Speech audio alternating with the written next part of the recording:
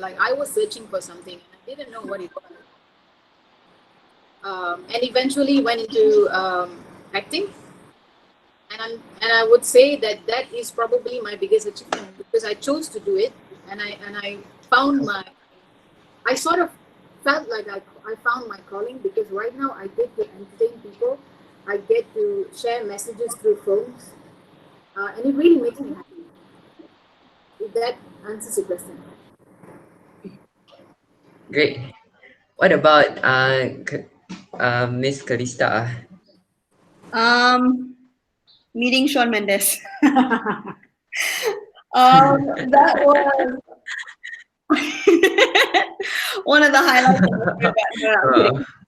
So my biggest achievement, I would say, was that I used to have the worst stage fright in school. Like literally, I had to be forced on stage to participate in some English oral competition once, and I ran off halfway because who knows why, right? Like I just couldn't get the words out anymore, was freaking out and just ran off, and would never have thought that I would be able to make speaking in front of an audience my career. Great. I know the feeling of having stage fright. Stage fright too. Yeah, I mean, I still have it. It's normal. Yeah. What about Ms Karisma? Okay, so my biggest achievement, I would say, is the time when my way of thinking became different after I stepped into high school. Because since childhood, I used to be someone who focuses more on my education and co-curriculum activities. Because I believe that for a girl from a middle-class family like me, these platforms will bring me wherever I want to reach. However, when I stepped into high school, it brought a lot of change into my life.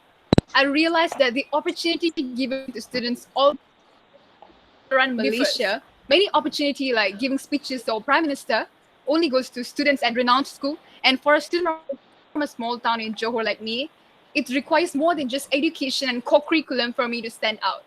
But I wanted to stand out. Going to international level competitions and such, it did contributed a little to my goal to stand out.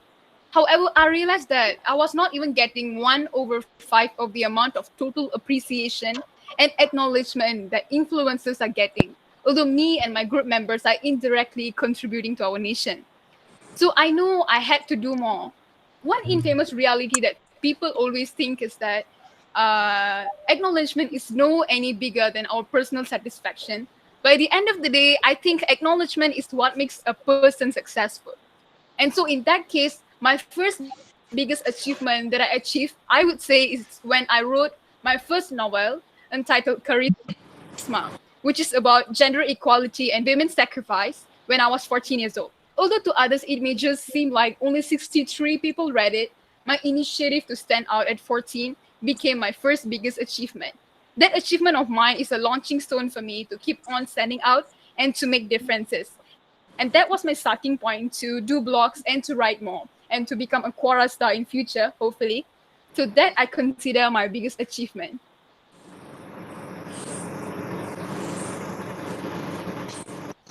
Great, Karisma. Thank you for that. And I Thank hope you. that you really achieve your goals. Thank you. What about Mr. Derick? What's your biggest achievement until?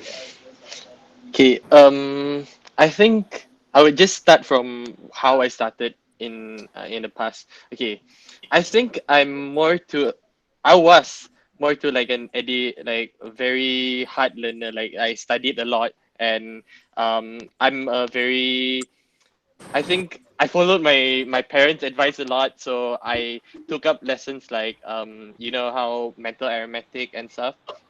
Okay, so I pursued a lot in those things, and I won like the biggest achievement last time that I got was participating in Taiwan for an arithmetic tournament. But things changed when I stepped into high school. Things really changed. So once I went to high school, I think I was just casually playing futsal with my friends actually. So we had this group where we wanted to make a tournament because we realized that what we are lacking of is that we don't have competitions between us. So we made a tournament and we wanted to go far. So um, we actually decided to form a team and represent the school. But at the end of the day, we didn't have the consent from the teachers because it was a long-winded process. So at the end of the day, we eventually leave out. We left from what our teachers advised us because our teacher discouraged us from actually forming a team and stuff because during my past high school they recognized that things like these are not important. They wanted education more. So we Yeah. formed this platform called BYFC, which was eventually was first called as Borneo Youth Football Club. Then after that we teamed up with people from other schools. We had a connection. Then we built our community where we wanted to have more young people to participate in. Because in Sarawak, if you just an insight, in Sarawak we don't really have much tournaments and activities like this because most of these activities are only for the very good players, or you can call it the state players, where they have the platform um, to go to West Malaysia and other places outside Sarawak to compete. And I find that um, we have this problem where we don't really have much representative, like those representatives that have the talent but they don't have the platform to outcast the talent.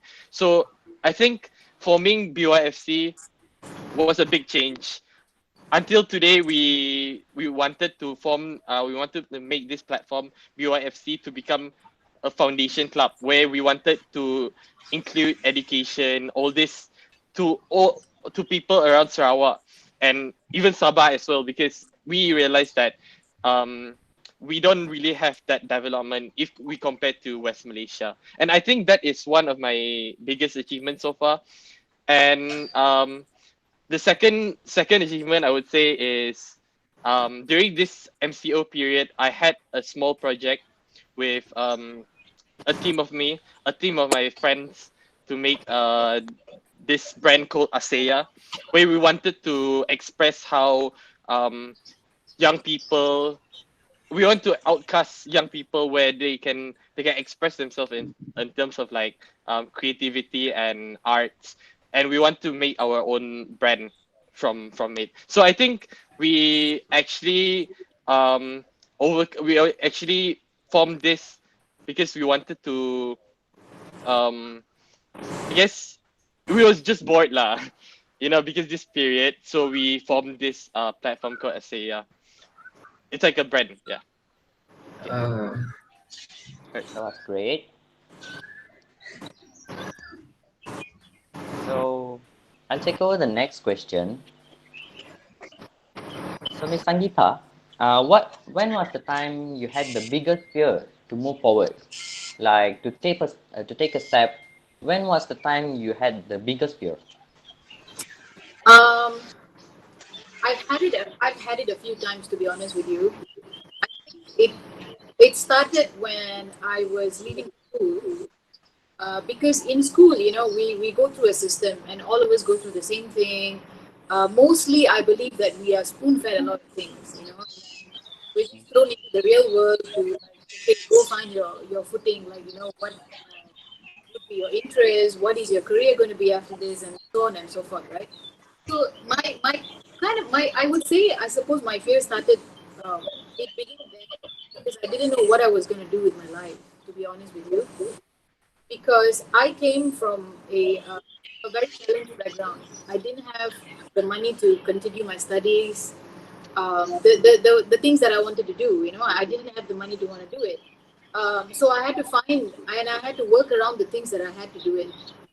And then I eventually, told myself that I'm going to work towards this. Like, it doesn't matter if I'm not given this, I'm going to work towards at least getting a proper education for myself. And I did that. And then things just worked out on its own, It's about, I suppose it's about hard work.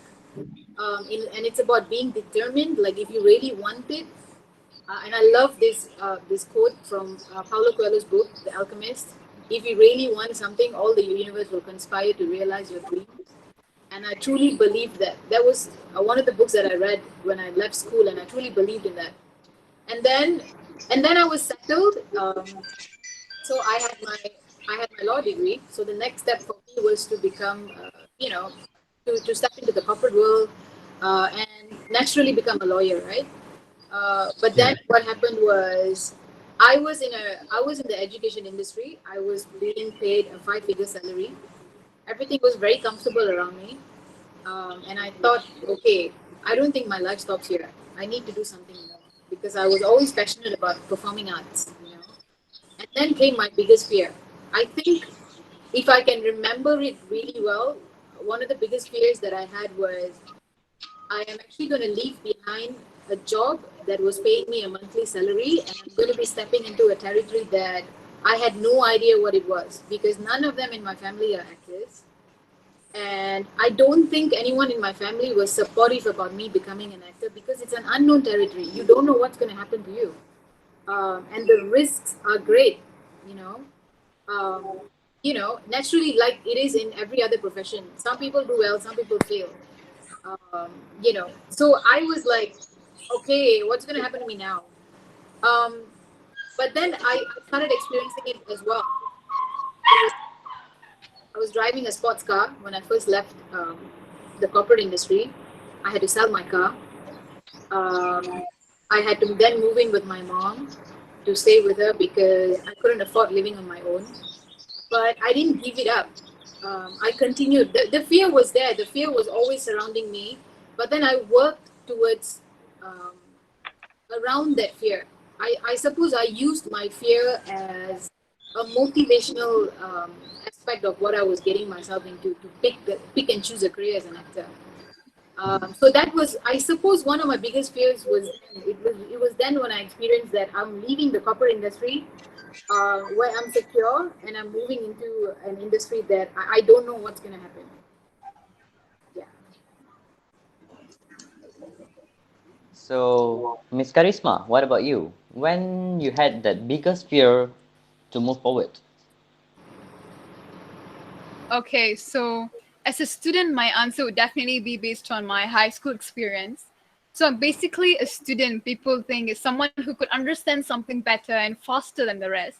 Little did they know it needed me hours of revision before I completely could understand something.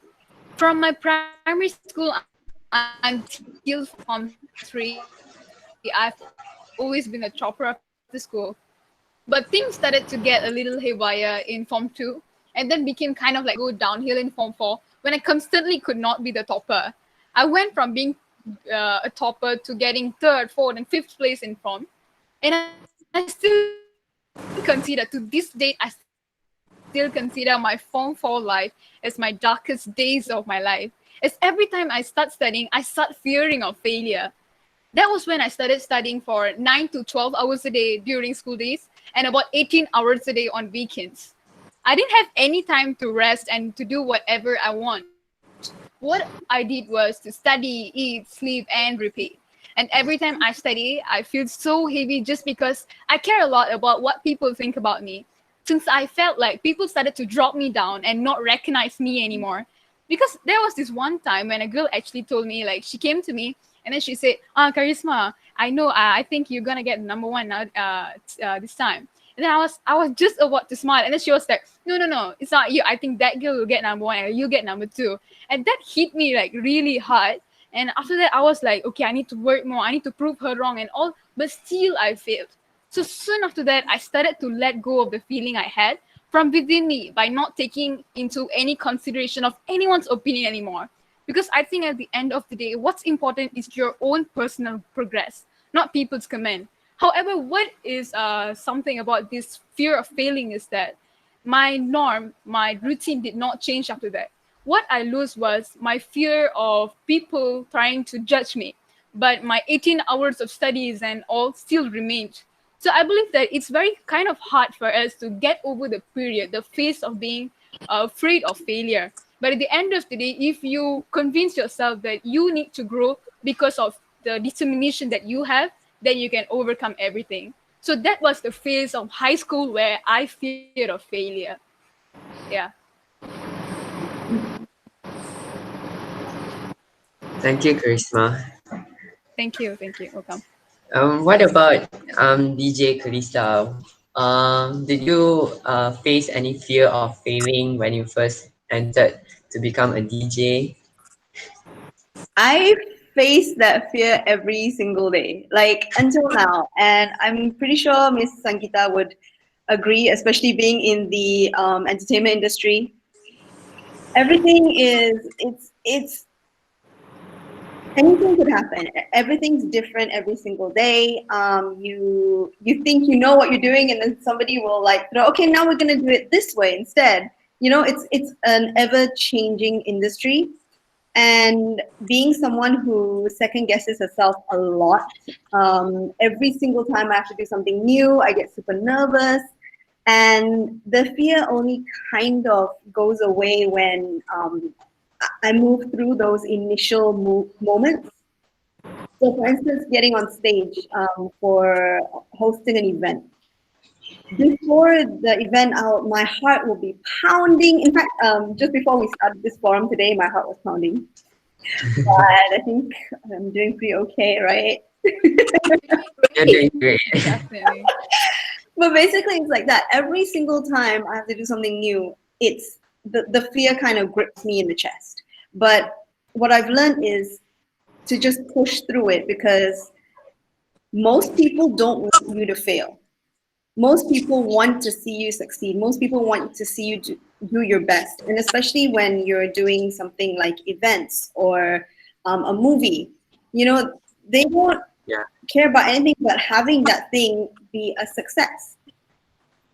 And a lot of times I find it's a situation where you have to kind of put a mask on. And even if you don't feel confident, you just go for it. And as long as people feel or see that you're confident, they feel confidence in you. And that helps a lot. So, Ms. Calista, is the fear of failing good or bad? I think there's a little bit of both. So having a little bit of fear means that you still care. You know, you haven't gotten too cocky or too arrogant, thinking you know everything, you're the best. And I feel like being in that kind of mindset is definitely not going to help anybody progress or get better. But as long as you don't allow that fear to kind of like overwhelm you, then or stop you from achieving whatever goals or dreams you have, then just roll with it. You know, it's good to feel fear in everyday life. It's some kind of adrenaline that pushes you to want more. And only if you let those opportunities pass you by because of fear, then it's not a good thing. So, Mr. Derick, what do you think? Is the fear of failing good or bad?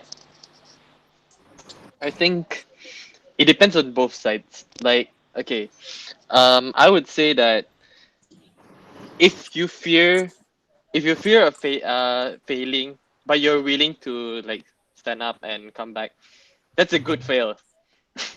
But if you're that type of person where you fail and you're discouraged, you don't want to work, you don't want to like stand up, and you just feel discouraged, you have no more motivation, I think that is the worst case of scenario. Because to talk about fear of failing, I think everyone has that dilemma. I think everyone faces that because it's like an invisible enemy, I would say.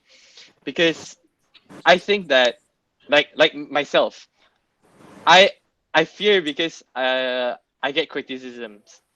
I fear because how if I fail? Would I have anyone that would support me? Anyone would like look up to me? I fear that because all my efforts, everything that I've contributed, how if it fails? That's my fear. Yeah. So, seeing fear is like a obstacle for you in it's either an obstacle for you in achieving your goals, or it's like a motivational push for you uh, to go forward before you achieve your goal. So have you ever faced any kind of fear that makes you really want to stop? Um, I think for me, I have been in this once where I'm almost discouraged to continue because, likewise, I started when I was in Form 2, and my next year was PT3 at that time. Yeah. So, I think the first biggest challenge that I have was from my parents and my teachers.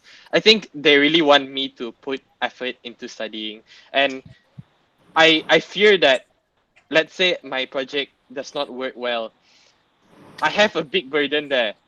First, I'm discouraged. Second, I wouldn't like want to continue anything at all. So I think, yeah, that's the biggest challenge for me. And Thank you so much, Mr. Derick. facing all that criticism and all that opposes from your teachers and your parents, how did you overcome them, or how did you convince them that you want to really do this? Uh, okay. I will just start with a story actually. I took Chinese subject in my school as an extra subject, as an optional subject. Okay. Because I studied Chinese since I was in primary one, so I continued because my parents forced me to. So Yeah. I took the subject, but I have no passion at all because the syllabus is kind of tough for me. And honestly speaking, my other subjects was doing fine except for that subject. So that subject was an optional subject where that I have to take it during my extracurricular classes.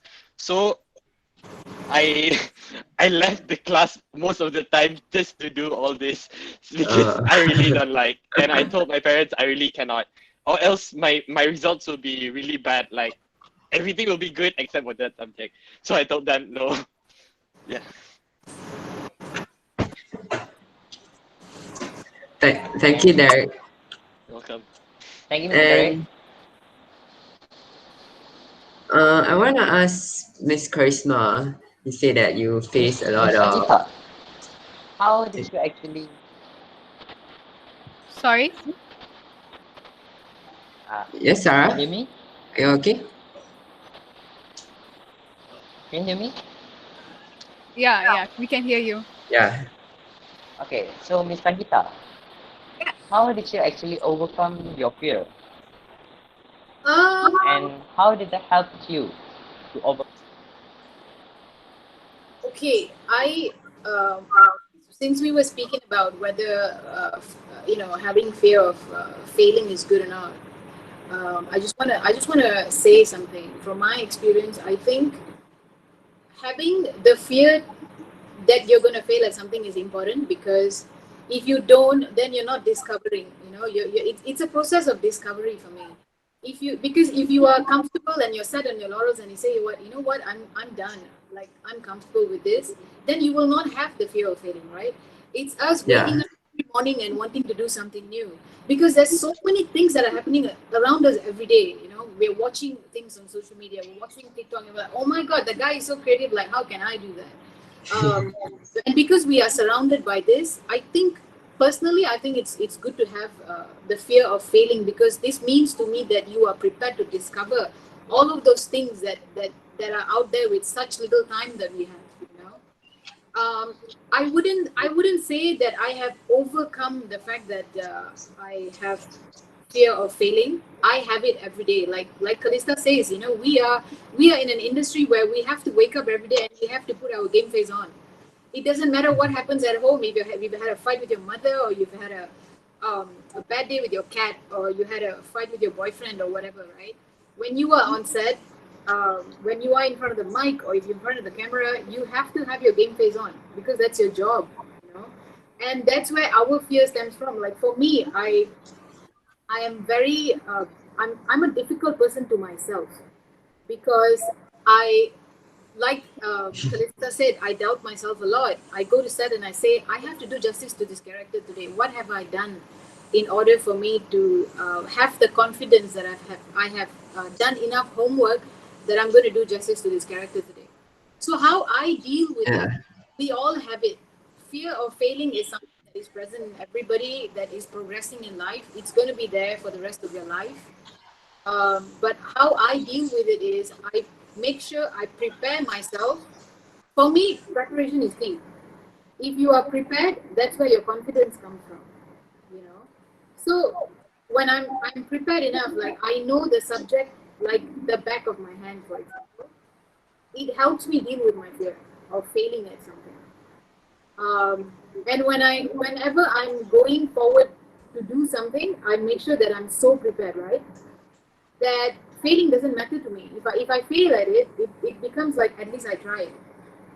You know, like for me, one of the biggest fears that I have when a script comes my way is somebody asking me to dance.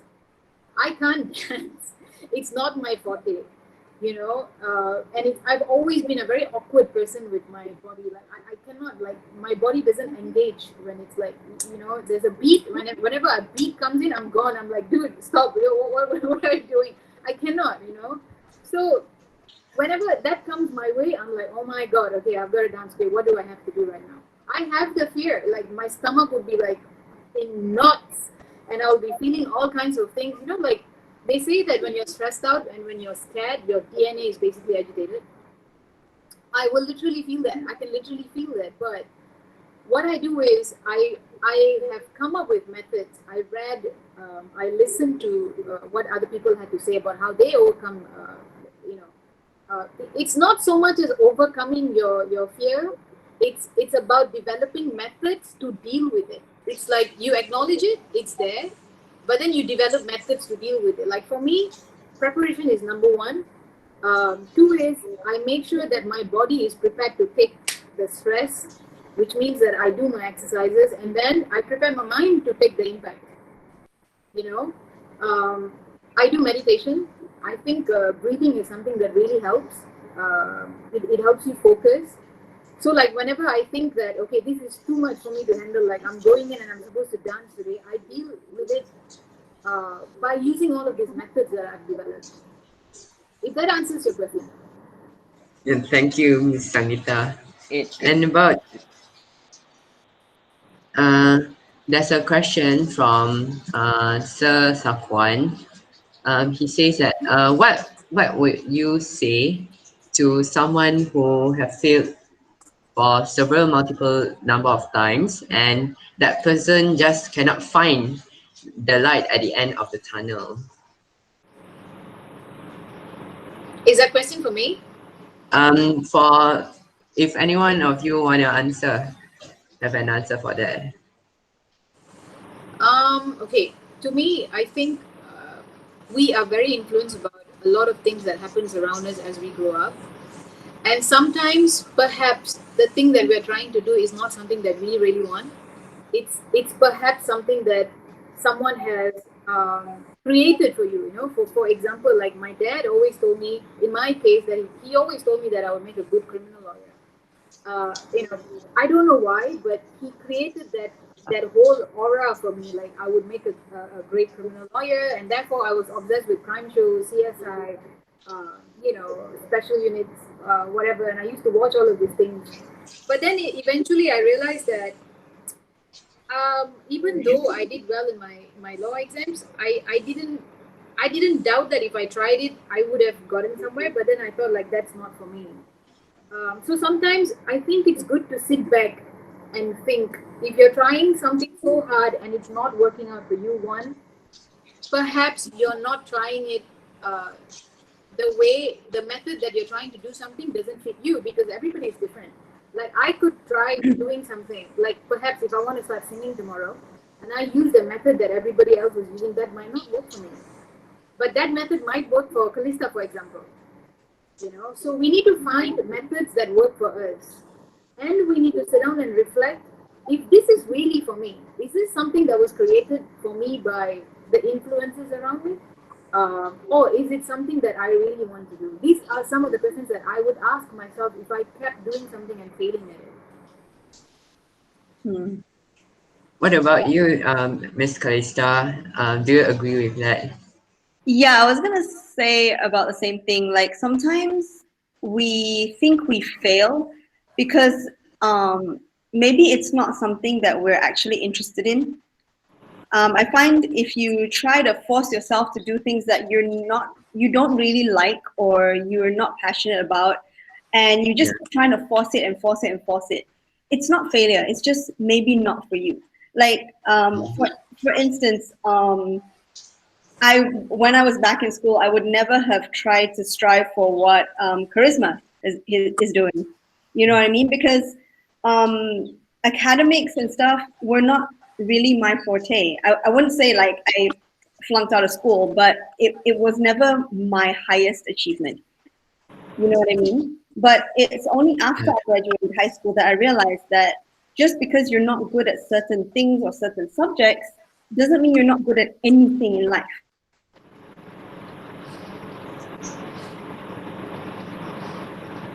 And you just gotta find that.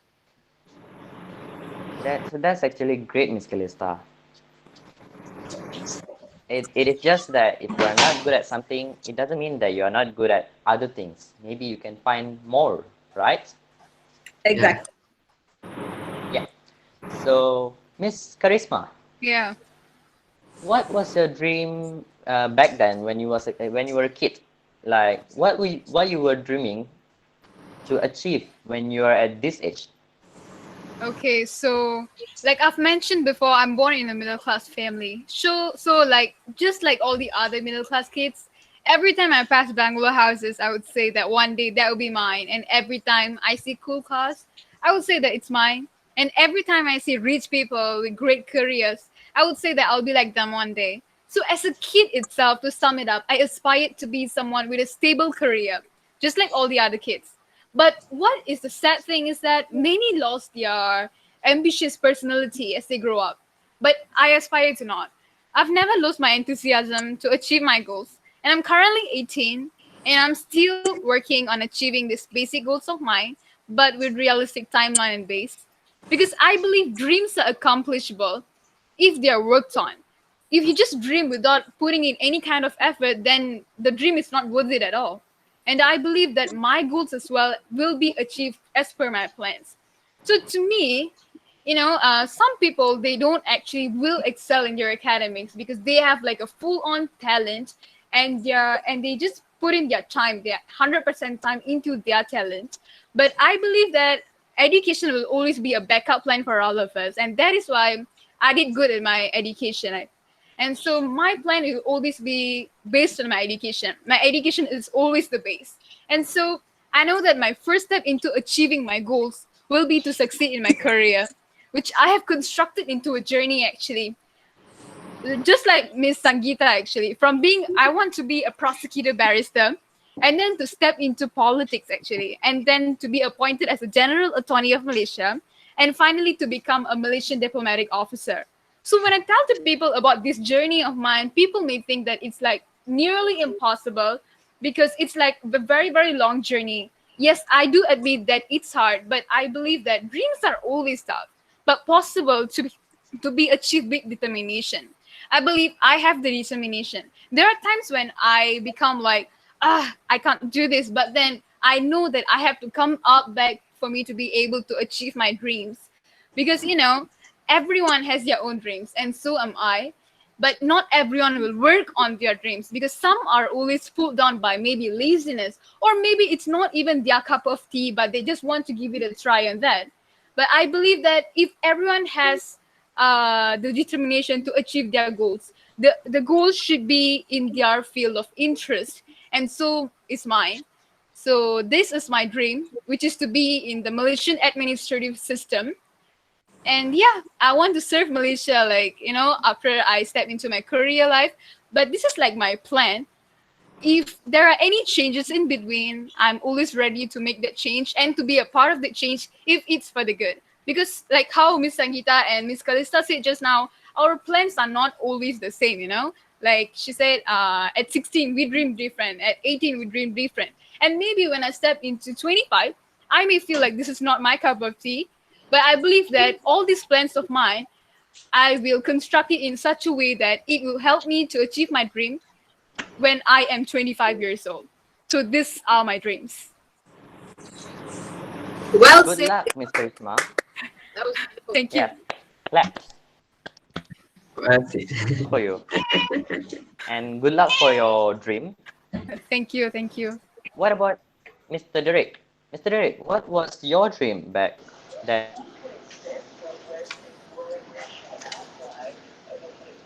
I'm sorry. I can hear you. Like, it's the same question. What was your dream back then when you were a child? All right.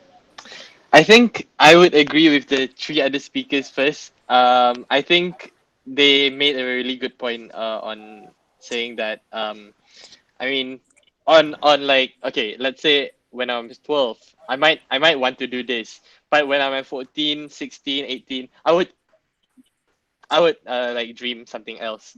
I think for me, my dream was a bit ambitious. I think I wanted to change the whole like when back then lah. I wanted to change the whole city. I wanted it to be something really different. That was my dream. I wanted to become an engineer and a politician also.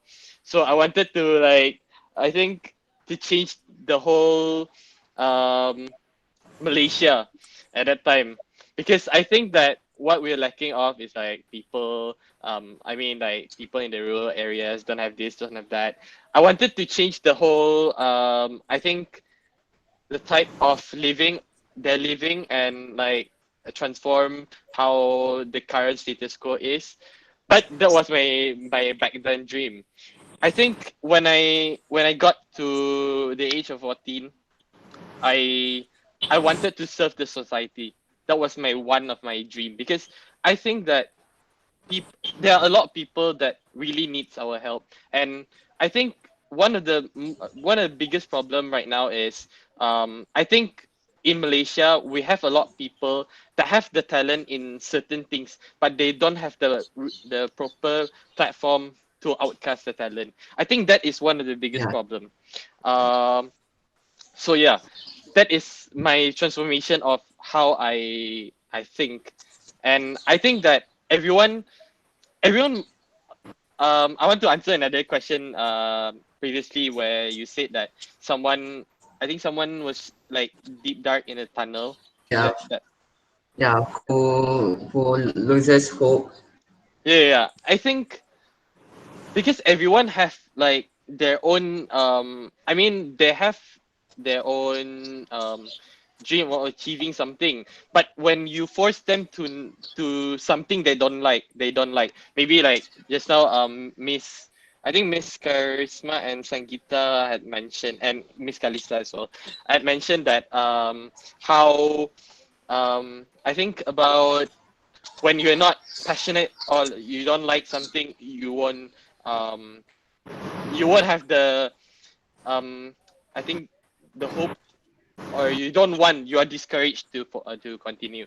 So I think that we need them to really find what they like and pursue it, and that is the most important thing. Yeah. Mr. Derek, I want to ask you another question, because before you say that when you're in form three, you are going to face your P3, right? And Yeah. you wanna do this kind of activities that you like, and you face opposes from your teachers and your family. And did they really set a goal for you that you must be, let's say you must be a lawyer, if not you're my child, something like that? Mm, okay. Did I they think set a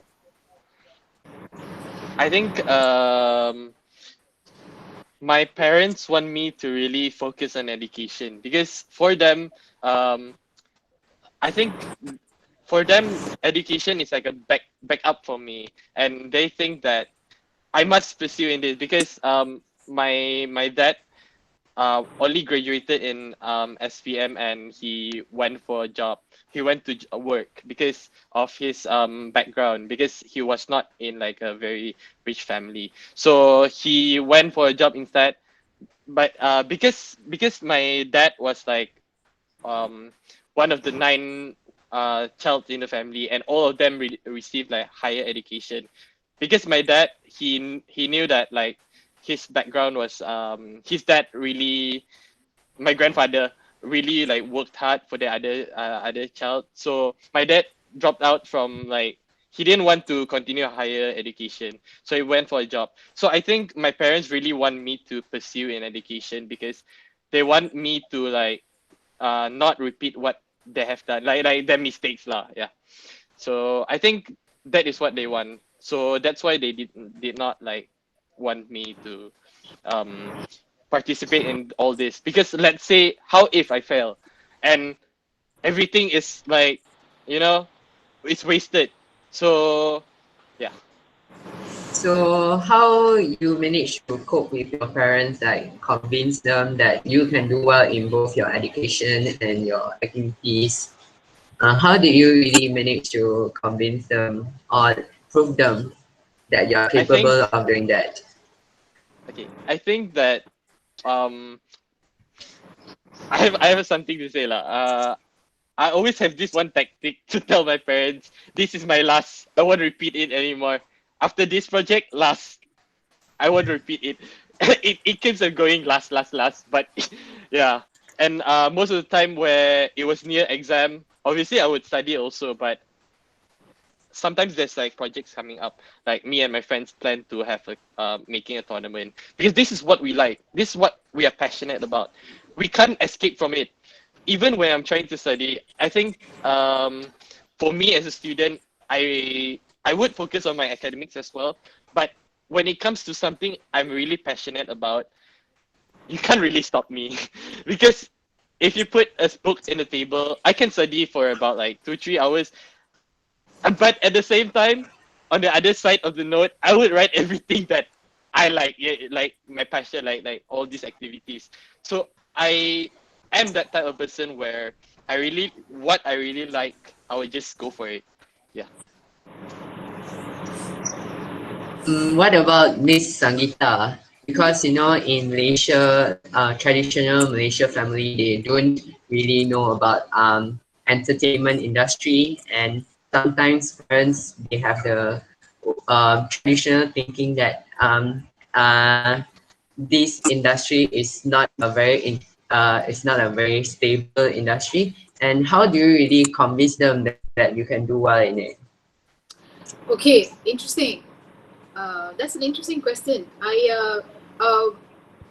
Before we get there, right? Yeah. I just want to share with you guys that what I'm doing now and what I dreamt that I was going to do when I was a child is like, it's like very different. I wanted to become a pathologist, and I was really interested in the anatomy of a human being. Like a lot of people told me that that's morbid, and it's like scary, but I was really interested in that, you know. And then eventually I became an actor. But if I was not an actor, and if somebody asked me what would you be today, I would say I would be a chef, because for the love of cooking, like I absolutely love cooking, and my whole family knows that. But and then coming back to your question, right? I never had the support from my family. I'm going to be very honest with you. I never had the support from my family when I told them that I was going to choose um, acting as a career, because there's a lot of stigma that is attached to becoming an entertainer. I think mostly, since we're talking about fear of failing, I think a lot of parents are fearful of their children failing as an entertainer. They don't see that as a career, because in Malaysia, I suppose we don't really have a system in place like it is in Hollywood, for example. Because Yeah. in Hollywood, you got to go through a lot of training before you become something. In Malaysia, it's not so much that. Like, if you have it, if sometimes you have what it takes, it's like when you're getting your car license in Malaysia, right? You get your license, it doesn't mean that you're like some terror who's driving on the road, like, oh my god. it's like you learn on the road more than you learn when you're actually doing your exams and all of that. You hit your Yeah. car into a pole, you reverse into something in a car park and all of that. So that happens in Malaysia. So that means that the risk is much higher. So I remember, I'm going to share a funny story with you, okay? So I remember when I was shooting Adiwiraku, I actually came down with dengue. And because I was so adamant that I want to finish the movie, and we were doing this for the children. And for me, my everything was like, we need to complete this movie for the children. 10 days into shooting, we only had 12 days to shoot the movie because we had to shoot it during school holidays. And it's true, we made an award-winning film in 12 days, and it's possible, right? So on the 10th day, I was gone. Like I had to be taken to the hospital because my fever was so high that I didn't even know what my name was, who I was. You know? So it was like I'm hospitalized, and my whole mind was focused on how are you going to finish this film because we need to finish it before the school holidays begin again.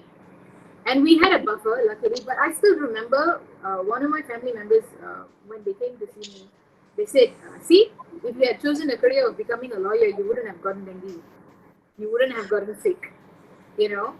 So I was laughing, you know, and I was like, oh my God, like, okay, like, I don't think an Aedes mosquito would discriminate actors, like it would go attacking an actor. But this is coming back to your question because people, I mean, in the entertainment industry, there's a lot of stigma, there's a lot of doubt that is like it's shrouded with all of these things. Yeah. But everything changed. I've been in the industry for 7 years and I've been there long enough, and I didn't have the kind of support that I wanted. But the day we won the award, the day I went up on stage and I picked up the award for Cikgu Cheryl, you know, basically for her achievements and what she did to help the kids in a rural school to achieve those things, was the day my entire family changed the way they sort of reacted to the fact that I chose the career of an actor. Everything just changed overnight. And then they realized that I was in it for a purpose, and they love the purpose. They love the fact that I want to continue the legacy of Adiwiraku because we are bringing to light the stories of unsung heroes in this country. Children who are able to achieve, who couldn't speak a word of English, who achieved this success in a choral speaking competition through a teacher who was from a corporate industry who was not even a teacher before that, you know. So I stayed on because this was the purpose that I was looking for in life. Because I was always a person who wanted to work with the UN, and I wanted to do, like Derick was saying just now, my whole life is surrounded with service above self. For me, service is everything. Like my dad was like that, you know. So today, it's like if you have a purpose and if you work towards that, like I did in the entertainment industry, I would say that it sort of it gave me the lift that I wanted, and it made my family accept the fact that I chose to become an actor. And now they are like super happy. They are like, they watch my movies and they ask me like, so what's your next movie? And then I get like feedbacks. I get like constructive criticism from them, and it's like they have engaged and they are right now embracing the fact that I have chosen this career and I'm doing something and it's got a purpose in it. So it's basically like it's not wrong that you're choosing a career, but you should success in it. You should achieve that success and prove them that you are taking the right path, right? But I think it's not so much about proving yourself to them. It's more about embracing the principles that you believe in. And I work towards that. For me, being in the entertainment industry has never been about fame and it's never been about money.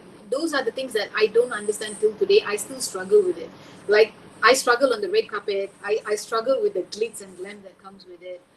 Those are the things that I struggle with. But I found an important thing that I always wanted to do. I always wanted to build a bridge between education and entertainment. And now I'm able to do that.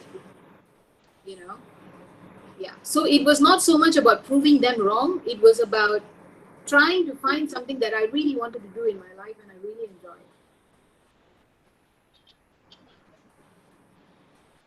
What That's about you, Ms actually Kalista? do you Yeah. face any opposes from your families and when you decided to become a DJ? Mhm. Um, I think at the end of the day, every parent wants you to fall back on education, right? Because that is the, I mean, it makes sense. It's definitely a safeguard against anything in life. There's always a backup plan if you have an education. Um, for me, I think I struggled for a long time with knowing what I want to do. There were always different things that I kind of fell into. Like, I think I was very lucky because after school and everything, I kind of fell into a lot of things. I fell into events, which is where I got forced to start hosting events. And through that, I started doing shows, MC shows, like in Gunting and stuff. So that's how I started out. And then only I got into radio. So my parents were always, oh, you should study this, or you should do this, or you should do that. But at the end of the day, I think when I finally got into radio, it was more of a relief because at least that's like a stable job, like instead of being freelance all the time. Yeah. Yeah, but the thing is also with radio is you are constantly working on a contract basis. So I still get it. Even until today, my dad, every single time I go back home, because I'm in Kale now, my parents are in Sabah, right? So every time I go back to my hometown, my dad will always, without fail, ask me, so what's the plan after this? What's the plan after radio? Like, what if something happens? What are you gonna do? You know, it never ends. So I would just say, do what you think is right. And obviously, if you can fulfill your parents' wishes, that is the best. But don't live your life for other people. You know, they will always have your back. They will always want the best for you. But at the end of the day, it is your life, and you need to feel proud of yourself at the end of it. Great. So, like what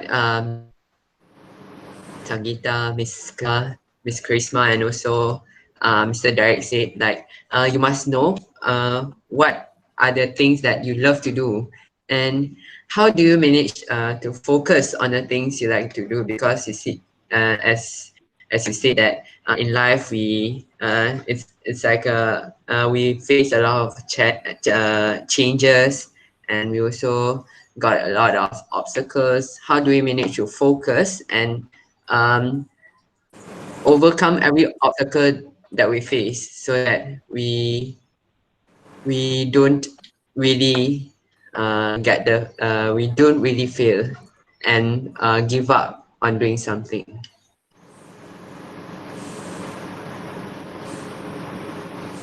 Ms. Karisma, would you like to answer that? Sorry, I can't hear you well. So Actually, I'll can take you? over. Okay. Yep. Hello. Can you summarize the question because I couldn't hear you just now? I'm sorry. Anyang, can you please repeat that? How do you manage to focus on doing just one thing that you have said? Like, you know that you like something, and how you manage to focus on doing that, and do not let the fear of failing or anything to affect you. Okay, so to me, I'm very grateful to have wonderful people around me who always support me in whatever I do, especially my family. You know, whatever I do, they're always proud of me, and they support me entirely. So how do I manage to focus on that one thing I'm interested in without having the fear of failing? So I think to those who are still in the fear of failing, I just need to tell this that this is not some kind of mental disorder. It actually shows how much we want to succeed in our life. And I see all of you who are in the same pitch with me. As a reminder, I just don't let this fear conquer me. And it has never been the reason behind me mentally disturbed or anything. To me, the fear of failure is actually good, just like how the other three panelists say, Ms Sangeeta, Mr. Derick, and also Ms Calista. I believe that my determination to succeed is something very, very crucial for us, all of us to have.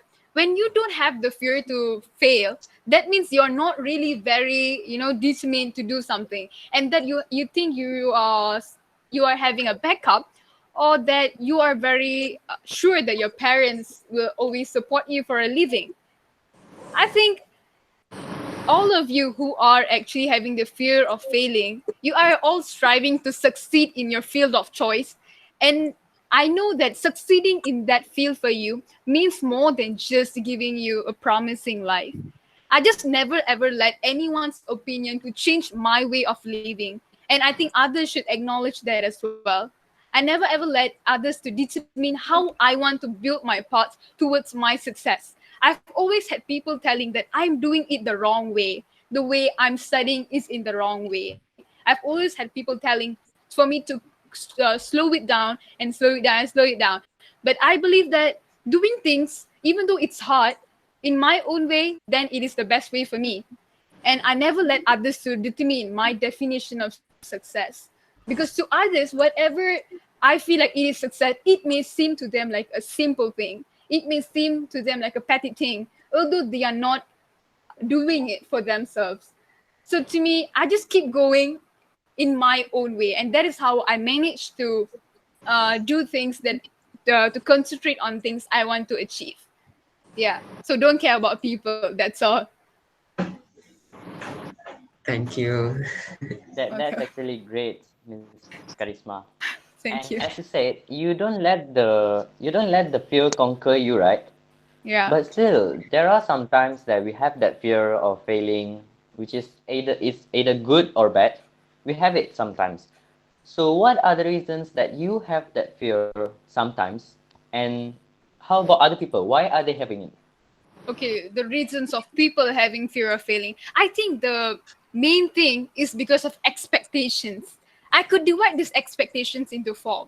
First is the expectation by parents. It's not for me actually.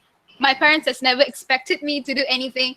They are watching it right now, and I'm happy that they never ever expected anything from me because it's all in me. Whatever I want to succeed is by myself. It's all my own expectation.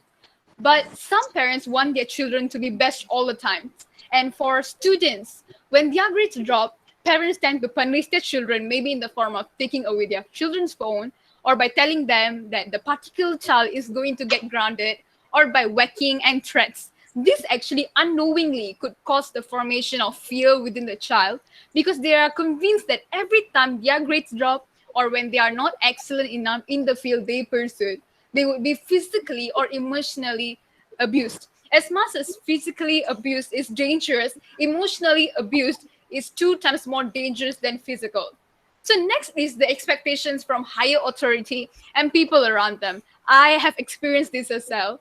Because for an example, when an employee is assigned to a task, because he or she is considered as the best employee, that particular employee will have the fear of failing because a bad quality of work could result in the higher authority or other people not accepting his excellency anymore.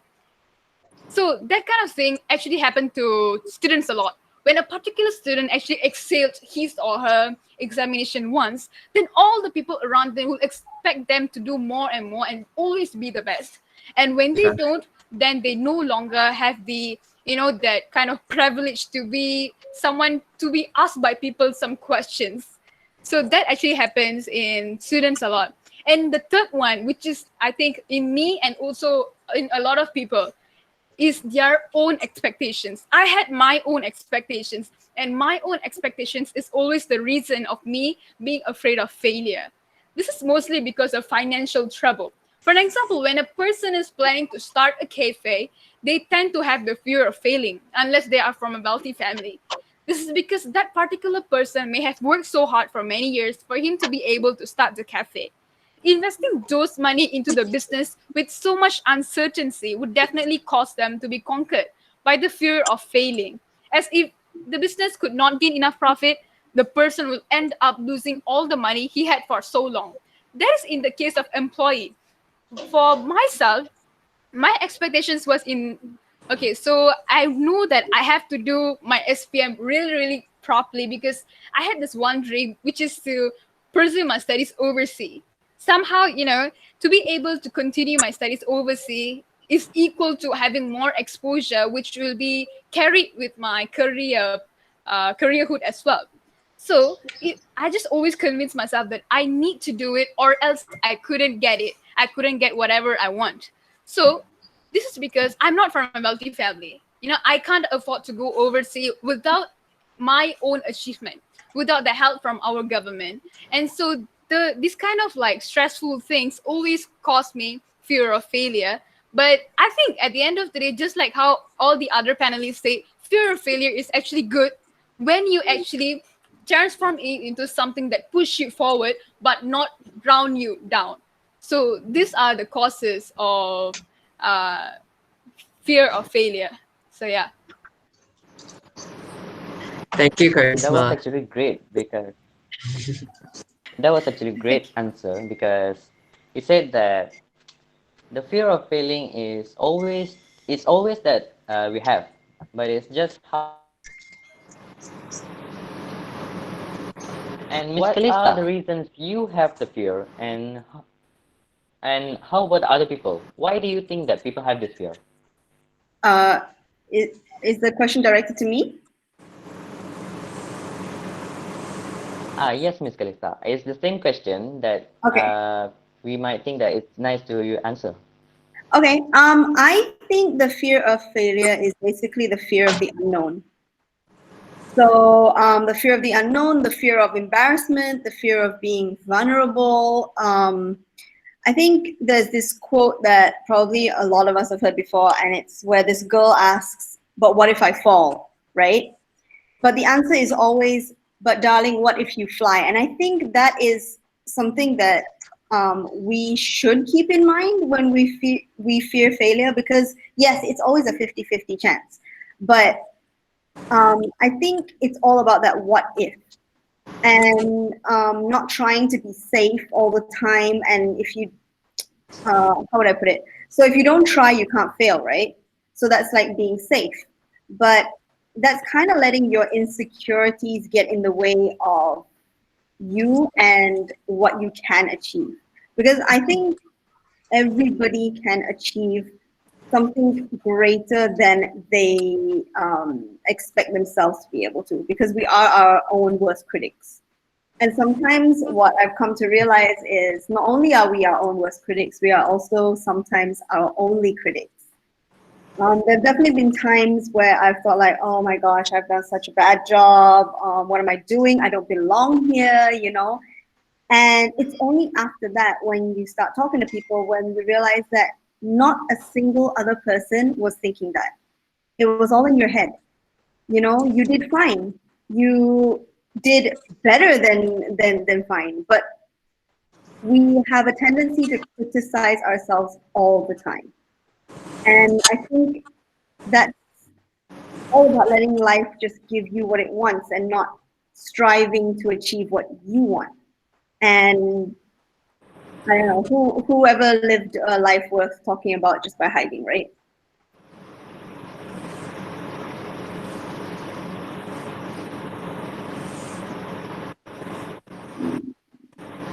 Yes, Miss Kalista. That was actually a great answer that you have answered my question.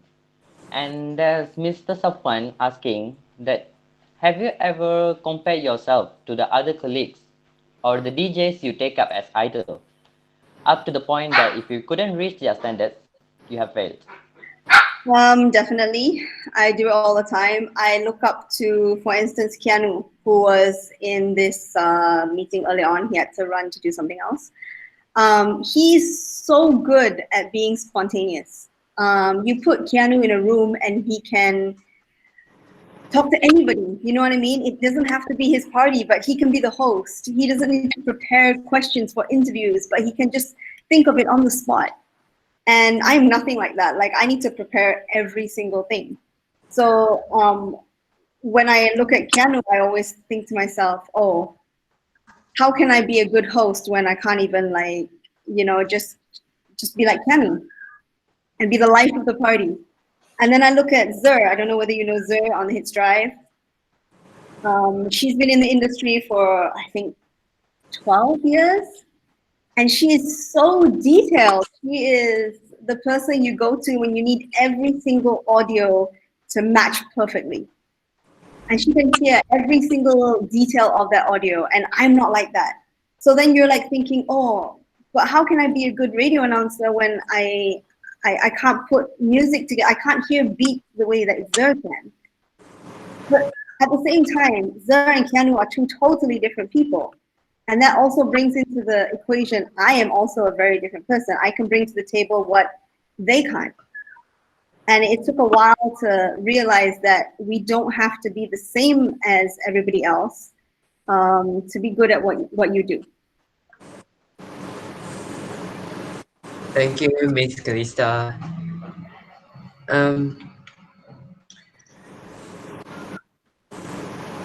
I have a question to ask because about knowing yourself, what kind of person you are, and exploring that what kind of things that you really like. How you manage to find that being a DJ or like Ms Sangeeta, being an actress is the one that is for you, that you are made to be an actress or a DJ. Sangeeta, you want to go first?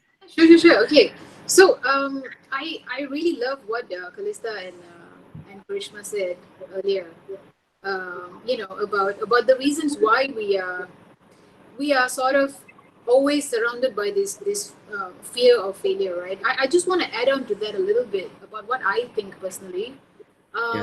Firstly, I think if you look at it in a deeper sense, right, our whole lives as we grow up is a sort of a monkey see, monkey do situation. Like you watch your parents use a fork and a spoon and eat, and then you do that.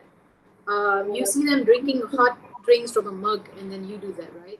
So it's always become that that comfort zone for us. Like if somebody has done that, we've got to do that, and then you're then thrown into the real world and say, okay, show us how you can do that better. I think that's where for me, I think that's where this fear of failure comes to us.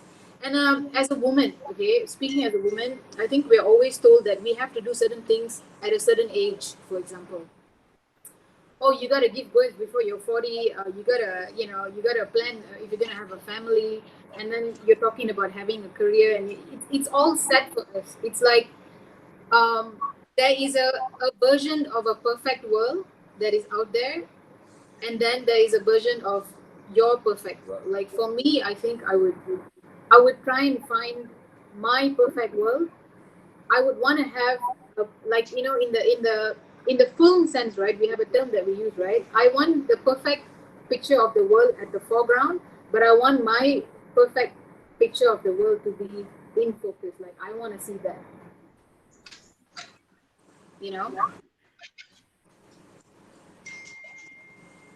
Yeah. What about you, DJ Calista? How do you how do you find that being a DJ is suitable for you, and how do you focus on doing in this job? For me, like I said earlier, a lot of things, like Karisma has everything planned out, right? From high school to the next step. I was not like that. I had certain dreams, tried them out or failed at it, and then went on to the next. And radio for me was something that was a blessing because it was an accident. I never grew up thinking, oh, I want to be on radio one day.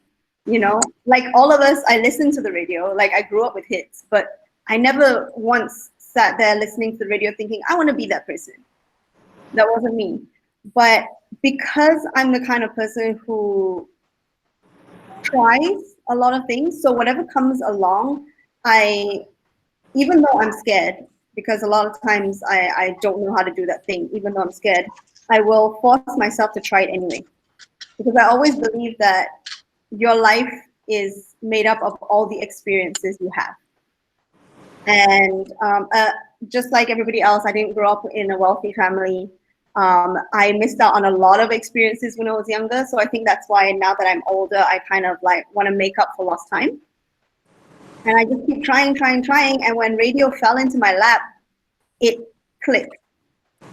Like, I remember, I think it was last year, as we were going into New Year's, I turned to my manager and said, I can't think of a single moment this year that I was unhappy. And that's when I realized this is where I'm supposed to be. That's amazing. Adding on, can I just add on to that, right? Because I know Yeah, sure. you did ask me that question, like how am I focusing on staying in this profession as an actor? I try and look for the things that challenges me. I love challenges. To be honest with you, like before I did Adiwiraku, I had decided that I was going to quit acting. And a lot of people know this because I've spoken about this before. Because it became too stale for me. It became too dry for me. I felt like I was doing the same, the same things in different names and different characters. I didn't like. I sort of couldn't connect with the purpose as to why I chose to become an actor. So then Adiwiraku came my way, and I'm like, you know what? This is what I want to do. This is why I chose to become an actor. But now what I'm doing is moving on in my career as an actor. I have now moved on to producing. I want to explore that side of the world where I am in now. The film industry has got so many things that you can do and so many things that you can explore. For example, I'm learning about producing, and I'm also trying to explore writing. There's a huge career in writing, screenwriting, for example, in the film industry. And then I also want to become a director someday, because I have now in some way or manner I have learned what it is like to be an actor. But to stay relevant in the profession, I think I would move on to do the other things that are available, the other things that I can explore. Thank you, Ms. Sangeeta. I have a question to ask Derick. About you said that you wanna give platforms to people who have talents like in the East Malaysia to perform their talents. When did that idea come to you? And do you plan that you want to continue that afterwards, after you finish your school and in your university, or even if you finish all your education? Okay. Okay. So to answer your first question, right now, we actually follow this. I think this sort of competition platform you call as Milo Hidup Bola.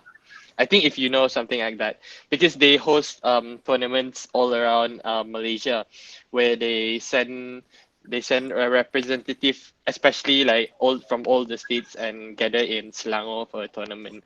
So I worked it out with this small team in Sarawak, also in Kuching, based in Kuching. So we actually worked.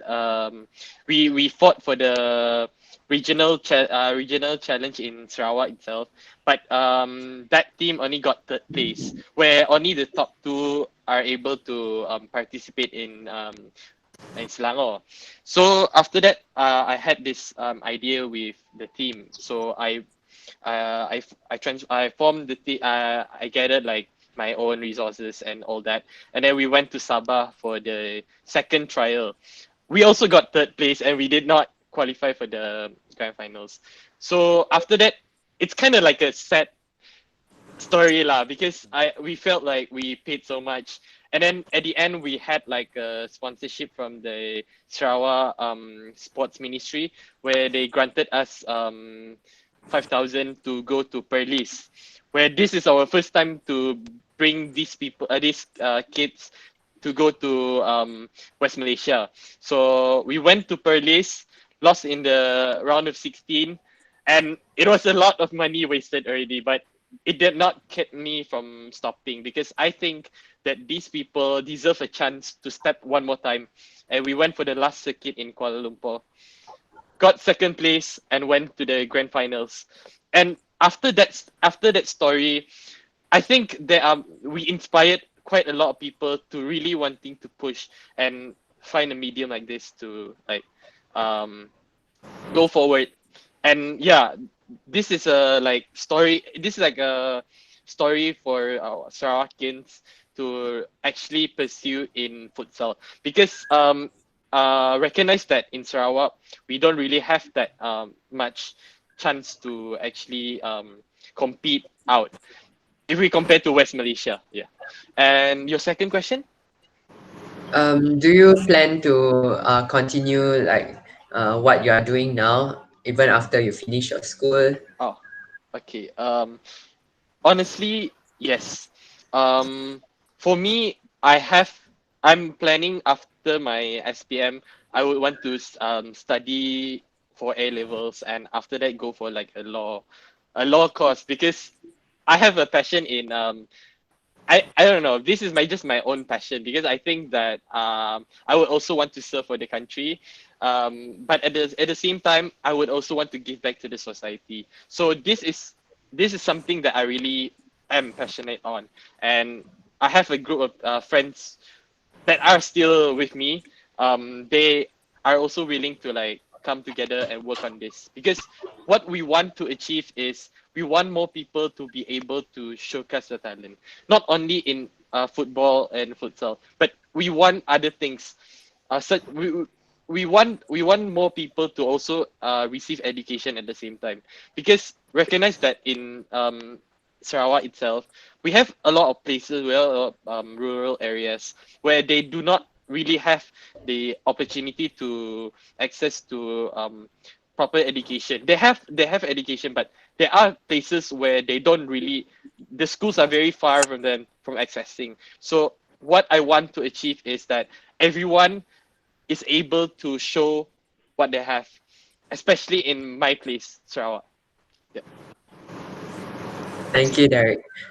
And now I would like to ask, do you have any words for those who don't have a plan yet for their future and wanted to set a plan for them, and uh, for and they wanted to achieve their goals? Do you have any words for them, like not to fear anything? I think. Okay. Sorry. Yeah. Oh, no, I'm sorry. Yeah, maybe Ms Derek, Sangeeta can go first. No, Yeah. it's all right. Derek wanted to say something. Let's hear him. So, Mr. Derek, you can proceed. Sorry, I thought it was my turn. I'm sorry. Yeah. Sorry, Okay. it's okay. Uh, Sorry. Okay.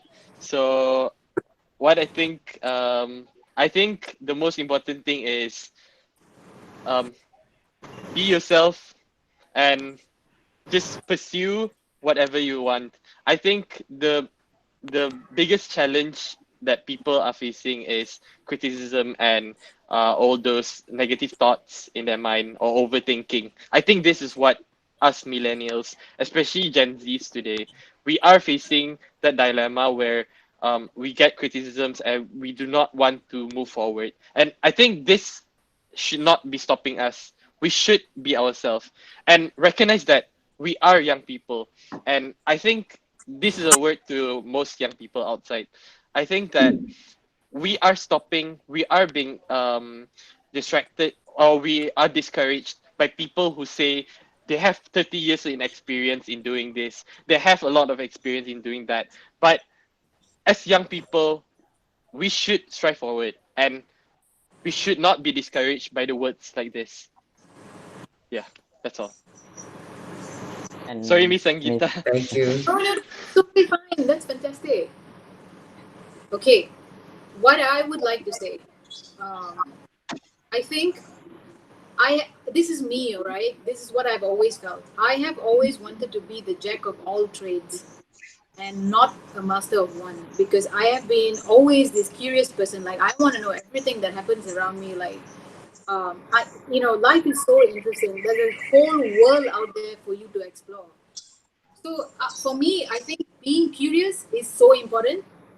And what's life without a couple of challenges, right? Throw yourself into challenges, explore, and see what comes out of that. You will be surprised. You will be shocked. Like, I didn't know I could act, you know. And then here I am, enjoying every single day of it. Um, and like Calista and Karishma and Derick were saying earlier, qualification is very important. It's very important for you to have a backup plan. Like right now, I have a backup plan. I have a law degree, right? I could always go back to doing something else. I could always go back to the corporate industry if this doesn't work for me. I could always look around to do something that my degree would help me with, for example. And this is why my dad, I suppose, was so passionate about me doing it. Because, I mean, if you think about it, this is what he told me, right? He said, there is no profession in this world that is free of legal repercussions, for example, and having that that background when I came into the industry, it has been of a great help for me. Like till today, people come to me and tell me like, "Hey, my contract is so and so. Like, can you have a look at it and tell me like what do you think?" I'm able to help people with that. So I think having this qualification, having a backup plan is really important, so you can fall back on that. I want to share an experience with you guys because we are speaking about the fear of failing, right? This would not have happened to me if I had quit, because I had the fear of failing when I first came into the industry. Like I said, I could not speak a word of Tamil. I could, but I only knew the basics. But that couldn't tak cukup makan for me to like sort of act out a 26 episode written in Tamil. It was like the best experience for me. Why? Why I'm going to share this experience with you is if I had told myself, oh my God, I'm so scared, I'm going to quit this. 3 years ago, when we went to the Tokyo Film Festival in Japan, we went to the Tokyo International Film Festival, and we had the fear that no one was going to understand Adiwiraku because it was in the Malay language. Okay, so the whole time we were like, oh my God, like how are people going to understand this? Is this story going to resonate with people? We have achieved something back home, but how is this going to resonate to a country that doesn't speak the same language, for example, right? I was so scared. But something that happened after the movie was finished, like in Japan, right? When everything is so systematic, right? The whole time the movie was playing, nobody was even breathing. Like everybody was like so focused on it, and then we thought, like, oh God, people don't like it. They're just lining it because like they have to, right? When the movie finished, everybody got up and they clapped. And then I was like, we all let out a sigh of relief and like, okay, oh my God, all right, here we are. And then came the Q&A session where we were sitting in front of everybody. One person in the crowd got up and he said, we know Malaysia because of Yasmin Ahmad's movies. We know your language, we know your culture, and we know how people are, like how Malaysia is. We know Malaysia because of your movies. And that was, I tell you, the best moment of my life ever, choosing to become an actor. And why I'm sharing this with you is if I had given in to that fear of failure that I had the first day I stepped into the set as an actor, I would have never experienced that. And I would never miss that for anything. So I think just do it, Doesn't matter what comes after it, It doesn't matter if you do well, if you don't do well, just for the sake of experience. And I say this all the time. I'm a huge fan of Paulo Coelho. Life is about the journey. It doesn't matter where you arrive. It's not about the destination. It's about the journey and your experiences during this journey. And for me, when you guys talk about success, right? Success to me is a matter of traveling. It's not a station you arrive at. And I suppose those are the words that I want to part and share with you guys today. That was truly inspiring, Ms Sangeeta. And thank you for that. And Ms Calista, what is your word to the people who are still in the fear of failing?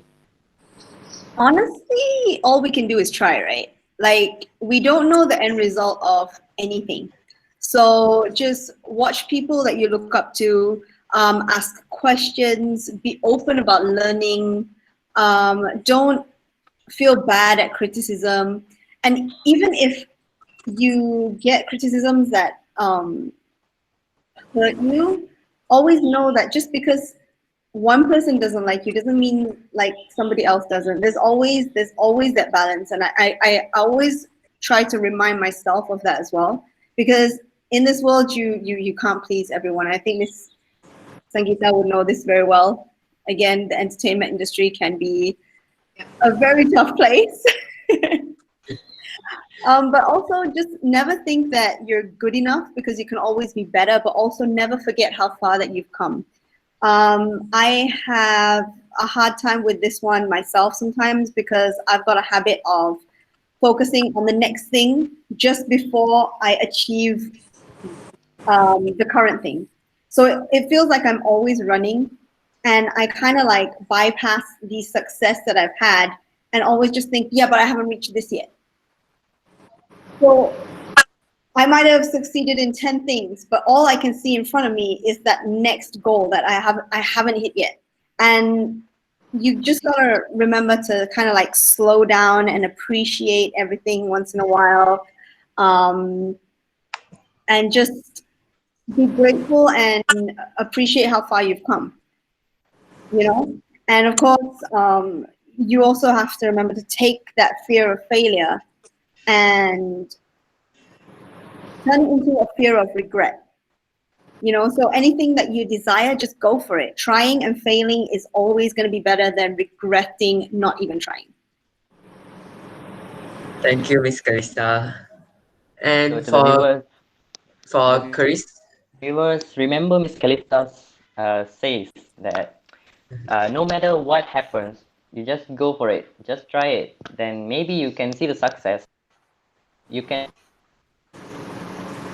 right? Yeah, I So mean, lastly, we're all gonna Ms Karisma. we're all gonna succeed at something. So why not just try and figure out what that is just by trying, right? yeah, Yeah, that's exactly what I wanted to The say. only way That out is just go through. for it, just try it. Sorry, Ms Sangeeta? The only way out is through. It's so yeah, true. exactly. For Karisma, do you have any words, especially for your juniors, since Yes, you have exactly. just So since we are talking about fear of failing, I would just say one thing. I think for all of you who are facing the fear of failure, and if you couldn't move forward because of that fear of failure, just make one simple difference. Change your mindset. I changed the way I think my success should be getting praises and acknowledgement by people around me.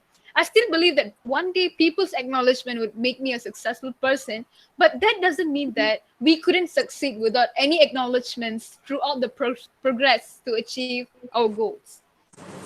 You need to start to believe that you don't need people to keep on congratulating you and to talk about your excellency in order for you to succeed.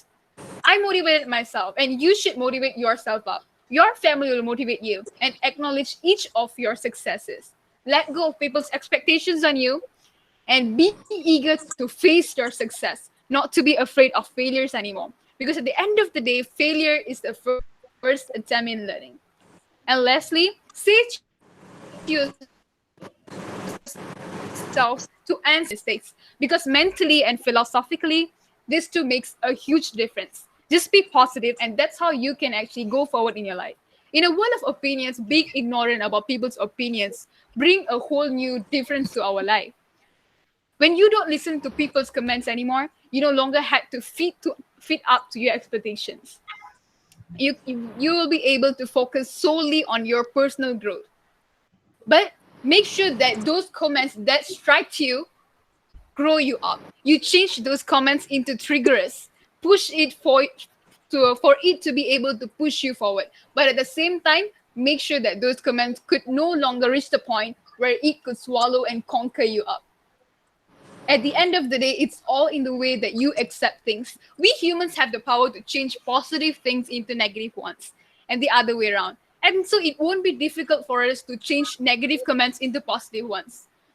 Being positive is all you ever do for you to be able to go forward in your life. So that's it. and Cik Karisma. So now it's a Q&A session for the viewers. If you have any question to ask, you can just type in the chat session. And I also just posted a link. It's a feedback form. You can for the viewers, you can just fill in the feedback form and you will get the certificate in return. There's a question from Sir Safwan. He asked, what do you think about the idea of there are things in life that we cannot expect to fail, such as marriage? Wow. Ms Calista, do you want to answer? I think in life there's not a single thing that is exempt from the chance of failure. You know what I mean? And I think if you want to talk about marriage, I think everybody, especially it's 2020, everybody has their own idea and ideals of that situation. So I have friends who were married like straight out of high school and they're still happily married with kids. I have friends who are still single, like they've never really had a proper boyfriend or girlfriend. And you know, you shouldn't base your success on finding a partner or on what society is telling you that you should do. It's totally fine to get married early. It's totally fine to get married late. It's totally fine to not get married at all. You know what I mean? As long as you are happy.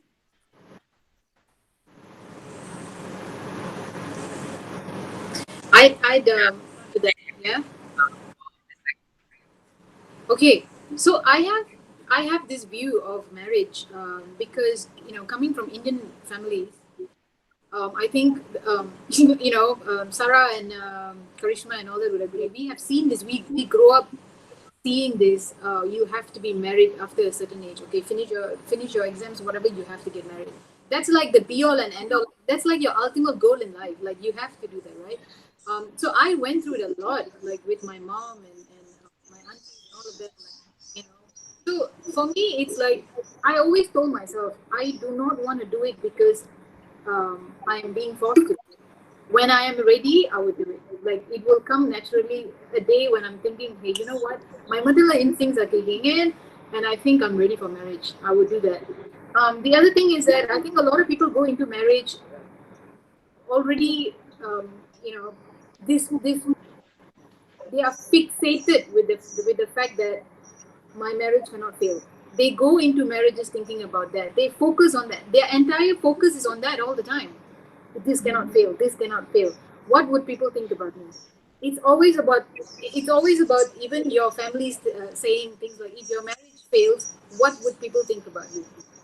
It's always that dilemma that I suppose we are focusing on, and I think we shouldn't be focusing on that. We should just go in. If you feel like getting married, just get married. Every day is a process of learning. It's like opening a new chapter, right? Like tomorrow, you don't know what's going to happen. We're sitting down here, we're talking about this today. We don't know what's going to happen tomorrow. That's how your life is going to be when you get married. But if you, for instance, stop focusing on the fact that this cannot fail, this has to work, this cannot fail, this has to work, and just focus on embracing every day and enjoying every day as it goes by, I think life would become easier. The same way Karishma spoke about changing your attitude. It's just about your attitude towards, looking at something. Like I would look at marriage that way. It makes it easier for me to deal with it. I think totally agree. Just to kind of add on to that, I feel like it's ironic in a way where we put so much pressure on ourselves, especially when it comes to marriage and family and stuff. But we also feel the rush or the pressure to go into it when we're not sure, just because you're at a certain age. You know what I mean? Just because you are 25 or 30 or even 35, if you haven't met the right person, I don't think you should feel the pressure to get married just to be married. And if it does, like in a lot of sense, in a lot of cases, even in my family, people move on. You move on. You don't get stuck in that and say like, okay, my life has come to an end because my marriage has failed. That's just one aspect of life. There is so many things to do in life, like so much to explore. Yeah. So there's nothing that suppose that it must be a success. Everything can have a chance to fail. Uh, And that's there's another question. There's another Karisma from Sylvester Lim. He asked. He wanted to know what is your advice and tips or hacks to score well in SPM since you have got straight A plus in your SPM. Okay, I think the best way is to follow whatever your teacher says lah. I mean, you should always follow whatever she or he advises you to. There are students that don't actually follow their tuition teacher and stuff. I think that's not the best way unless the teacher is another school's teacher, because at the end of the day, your teacher knows the best, and you should also do practices on a lot of practices. There was this one time when I was always into memorizing. And then at the end of the day, I just couldn't score well much. So, and then I went to ask my teacher, what should I do and stuff. And then they would be telling me to do practices. But at the same time, for you to be able to memorize and to do practice, it's not easy because you don't have enough time. For example, like even if you start studying 2 months before and stuff like that, you'll find it difficult for you to do practice because you feel like memorizing is more important than practice when it's actually not. You need to do practice and also to memorize. Those should be 50-50. Don't give 175 and 25, some sort of that. And yeah, actually, that's all. Thank Just you, listen to your teacher. Karisma. Thank you. Welcome, So, Young. so is there any And I other? have this question for all our panelists. Should I proceed, Anyang? Yes. Yeah, Sarah. Continue. Okay.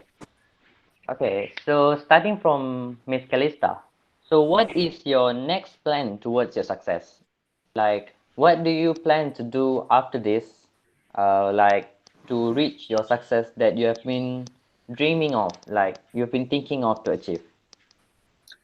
I think when you're in an industry such as radio, the main thing that you can hope for is to always be better. You know what I mean? I want to be a better radio announcer, a better interviewer. That's one of my main goals right now because I've found a love for interviewing a lot of artists and celebrities, and I found that I'm good at something that I never realized I was, and that's with coming up with interview questions. So before I had a chance to interview these artists, because back when I was in HitzFM, we never got this opportunity, just like Derick was saying. So when you're in East Malaysia, the opportunities for a lot of things are definitely not as much as you can get over here in KL. So by being given that opportunity, I found something else that I'm passionate about, researching people and just figuring out what is their passion, how did they make their success. And I guess my next move would just be to take my own advice, which I was telling you guys earlier, and just keep improving day by day, overcoming fear of speaking to people. I just thought of a really funny story that I just want to quickly brush over. So, when we first started this forum, I said my biggest achievement was meeting Shawn Mendes. Yeah. Fear of failure definitely came in at that moment because I had so many questions in my mind, so many things I wanted to say. I entered the room, blank, gone, completely doe in the headlights, like I couldn't move, couldn't do anything. Went in, said hi, took a photo, looked crazy, and left the room. And you know what? That is one of my biggest regrets because I don't know if I'm ever going to have that opportunity again. So what that taught me, even though it's a hard lesson to learn, is to compose yourself before entering a situation, even if you think you will be fine. Just take that minute or two, like Ms Sangeeta was saying, maybe meditate or just breathe and then enter the situation. So yeah, I guess the answer to your question would just be to take my own advice and just improve day by day, and don't be scared of learning from people that you look up to. So thank you, Ms Calista. And let's hear from Mr. Derick. And what is your next plan towards your success? I would say for now, me and a group of friends. I think my friend is here. I think Azria is here. Okay, so we have this plan on making a brand, a streetwear brand, where we wanted to express how young people think, and we want to like outcast it. And from all the resources that we get, like the funding, all the pays and all that, we want to give it back to the society, because we know that today we recognize that today it's pretty hard to actually get a stable funding, and we wanted it to give back to the society, and that's our plan forward. So this is one of my resolutions. And also I want to expand this platform where we really can have more people in Sarawak to really show what they have to the world. Yeah. And that was great, actually. Thank you, Mr. Derick. And we'll go. There's a last question from viewers from Muhammad Azim. He asks that is it okay to have unproductive days sometimes when you are trying to achieve your goals? It's totally okay. I have so many days in a week where I call it my me time, and I just switch off from like I don't know if you guys heard of this this theory called dopamine detox. Okay, go and read about it. It's really interesting. I was told about it. My cousin who's a psychologist told me about it. We are surrounded by too much of information every day. We are processing so many things every day in the midst of wanting to achieve something in our career, managing our family, managing our expectations, managing people's expectations. There's a lot of things, millennials, right? There's a lot of things. It's like our life is like fast food culture right now, as I would call it. So it's totally okay. If you take a day off and you just want to lie down on the grass and do nothing and just stare at the stars or talk to birds, it's totally fine. It's like, it's as if for me, when I get these days when I feel like, you know what, I don't want to do nothing today, it's like my body is screaming and asking me for help. Like, would you just take a break? It's totally fine. So I have my days. Yeah, I call it me time. I do nothing. And I love it. And I think it's totally okay. There's nothing wrong with that. I think just don't get too comfortable with that and then go like, okay, for the next 3 or 4 days, I really like this, I'm gonna not do it. Yeah, that wouldn't be too too good, I think. Sorry, Calista. Oh, no, I was just gonna say, I think with the whole, I don't know whether you agree, but I think with the whole MCO situation, that's what made me realize that it was okay. I'm a kind of person who's, like I said, I'm constantly on to the next thing, and if my dad was laughing this entire MCO because he's like, wow, this is the longest you've ever stayed at home since you were like 9 years old. And I used to get upset when he used to tell me this, like, why are you always out? Why are you never home? I'm like, no, I'm always home. But then this MCO forced me to slow down and realize that no, I'm always out. I'm always doing something. And when your body is telling you that you know, maybe you should slow down. Maybe we need to have a rest. You don't listen to it. You know, so in a way, the reason for the MCO wasn't that great, obviously, but in a way, I think it was necessary for a lot of people to be forced to slow down, listen to their bodies, and just take those days of unproductiveness and not feel guilty, which I think we all have the tendency to do. If I can just add on something, I had a guru who I've been learning yoga and meditation from the age of 12, and there was something that he always said, because we used to ask this question. I suppose this question is, how do you know, right? How do you know that it's time for me to take a break? So my guru always told me this, and it made sense to me. He said, there is a person inside you. There is that inner voice that actually tries to talk to you. That person tells you things, and he told me this. He said, doing meditation and focusing just on your breathing helps you connect with this person even more. This person helps you in this thing that we're talking about right now. If you want to take a break, it's that person inside you telling you that take a break, but you just choose to shut that person down, and then eventually that I should have taken a break, right?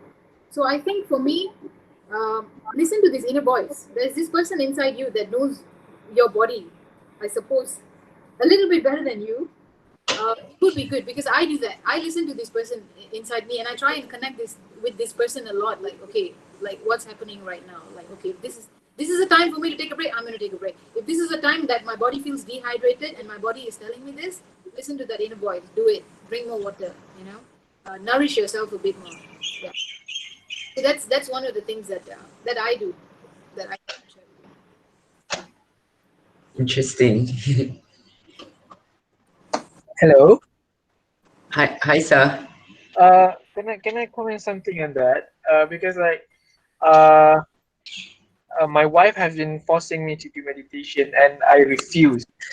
I don't know why. Because I remember, I think we tried twice, and both times she put on the earphones on my ears, and then the music begins, and then I think not more than 40 seconds, I laughed so loud because I thought it was so ridiculous.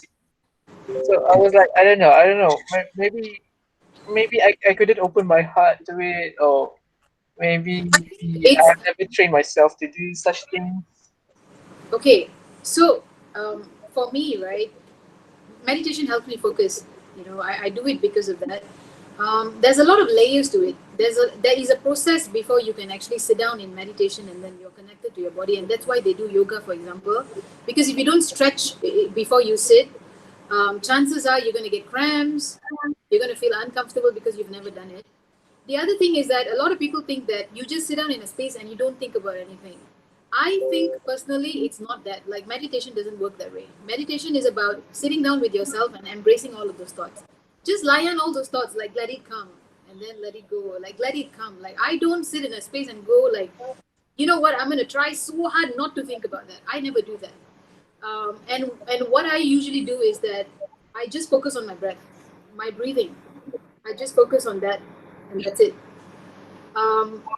I know a lot of people tell me this, like they cannot sit down for 20 seconds. It's like, how do you guys do this? And it's great. Are you still there? Yes, I am. Okay. So when you spoke about laughing, right? This is a very interesting fact. When I went to the New York Film Academy last year, I was sent to the New York Film Academy to study. I did a course in acting. I was under a scholarship with Finas. And in the class, we used to do this session. It was easy for me because I have trained myself with sitting down with myself and focusing on my breath and doing nothing. But a lot of people in the class felt a little bit uneasy doing that at first. But one of the interesting things that my teacher actually, because I worked with Hollywood actors, they are like active in the industry. They come from the acting backgrounds and schools and different schools of thought on acting and how to connect with your emotions and all of that. And very, very interestingly, in one of the sessions, when we were doing this exercise where we were sitting and just connecting with ourselves and doing nothing, which is basically meditation, right? And people started laughing. Some people started crying. Some people started uh, screaming. Some people started talking. So I was really curious to know, like, what is this, you know? It was, for me, for your laughing was your first step to connecting with yourself. So, Yeah. okay. And for me, I am exactly like you. I cannot sit down for 5 minutes. It's the toughest thing for me to do. But I was stubborn about it. I told myself, no, I want to know what is this about. If this is working for so many people, it's got to have some benefit. Because I read Yeah. about how Oprah Winfrey does 10 minutes meditation before all of the shows. I read about so many of them doing this because it's basically science. It's got nothing to do with religious belief or exploring. I don't know, like there's so many stigma that is attached to it, and I didn't care about all that. I just wanted to know how it benefited me, and it worked to my advantage. It helped me focus. For an actor, focus is everything.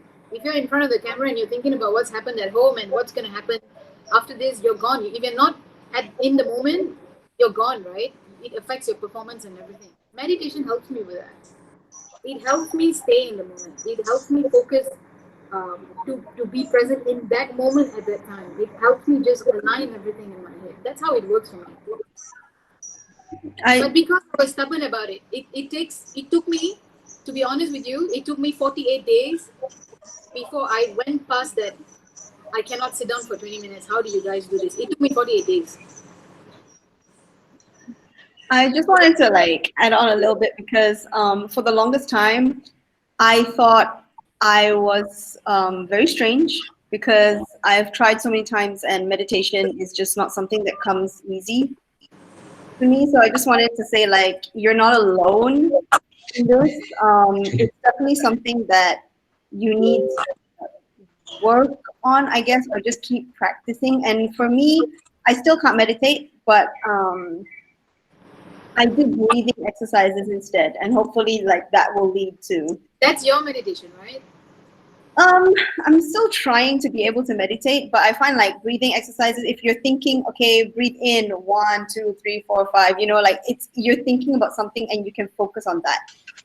So I can't clear my mind, but I can go through steps, and maybe that's something you want to try. But you're not alone. That's what I wanted to say. Just to add to that, right? I found something really interesting when I went to learn Aikido, the martial art Aikido, right? What my teacher told me was Aikido is basically meditation in motion.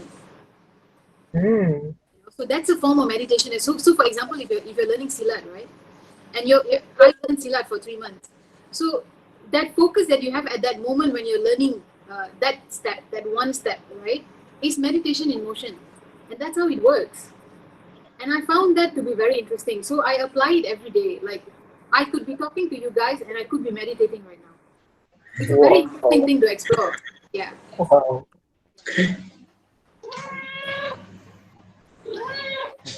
Someone's cat. So I hope that that's my experience, basically. So it's something for you guys to explore. It's an interesting thing. Thank you, Ms Sangeeta. And thank you, Ms Calista, for sharing. And thank you, Sir Safwan. And I think that our session now has come to an end. And thank you for the 4 panelists, Ms Sangeeta, Ms Calista, Ms Karisma, and Mr. Derick for joining us. And thank you for all the viewers Thank you for so much. joining us in forum. It's been great connecting with you guys, and I hope we keep in touch. Yeah, will be. Yeah, definitely. Yeah. Same. If anybody has any questions or you keep in want touch. anything, Definitely. just DM us. Yeah, and thank you to all the 4 panelists and also our Mrs. Safwan, Enyang, and also Sarah for being able to make this session a great one. So yeah, we should stay in contact, seriously. Yeah, thank you. Thank you all. Karisma, where can we find your book? Oh, it's in Sweek. It's on Sweek. SWEEK. Yeah. So you need to download that app either on your phone or computer, and you can read it. Okay. And actually, you can also read my blog, The Debate Dictator. Yes, it's a great blog. Awesome. Okay. I'm taking that down.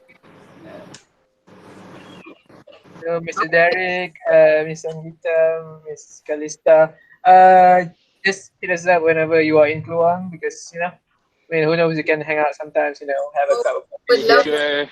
Yeah, I've never been to Kluang, so that sounds like a good idea. you should. You have the best coffee in town. Yeah. Okay. Right. Right.